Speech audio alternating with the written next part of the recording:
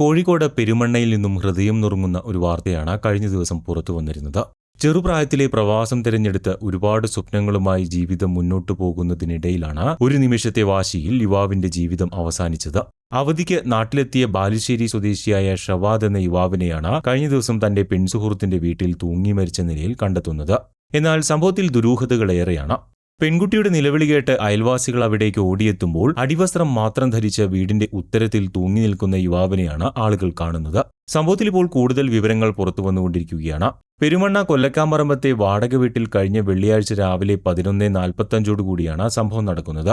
ഒരു നിലയുള്ള ഓടിട്ട വീടിന്റെ ഇടനാഴിയിലെ ഉത്തരത്തിൽ കഴുത്തിന് കുരുക്കിട്ട് തൂങ്ങിയ നിലയിലാണ് ഷവാദ് അൻവറിന്റെ മൃതദേഹമുണ്ടായിരുന്നത്. 17 വയസ്സുള്ള പെൺകുട്ടിയും ഉമ്മയും സഹോദരനും മാത്രമാണ് ഈ വാടക വീട്ടിൽ താമസിച്ചു വന്നിരുന്നത്. എന്നാൽ സംഭവം നടക്കുന്ന സമയത്ത് ഈ പെൺകുട്ടി മാത്രമായിരുന്നു അവിടെ ഉണ്ടായിരുന്നത്. 4 മാസത്തോളമായി ഇവർ അവിടെ താമസിച്ചു വരുന്നു എന്നാണ് സമീപവാസികൾ പറയുന്നത്. പെൺസുഹൃത്തുമായി പെട്ടെന്നുണ്ടായ ഒരു പിണക്കമാണ് യുവാവിന്റെ ആത്മഹത്യയിലേക്ക് നയിച്ചത് എന്നാണ് പോലീസ് നൽകുന്ന പ്രാഥമികമായ വിവരം. യുവാവ് രാവിലെയാണ് പെൺകുട്ടിയുടെ വീട്ടിലേക്ക് ബൈക്കിലെത്തുന്നത്. ഇരുവരും പ്രണയത്തിലായിരുന്നുവെന്നും പെൺകുട്ടിയുമായി യാത്ര പോകാൻ തയ്യാറായാണ് യുവാവ് ഇവിടേക്ക് എത്തിയത് എന്നുമാണ് കരുതുന്നത് എന്നും പോലീസ് പറയുന്നു. എന്നാൽ പെട്ടെന്നുണ്ടായ പിണക്കവും അതിനെ തുടർന്നുണ്ടായ മാനസിക വേദനയുമാണ് യുവാവിനെ ഈ തീരുമാനത്തിലേക്ക് കൊണ്ടെത്തിച്ചത് എന്നാണ് നിഗമനം.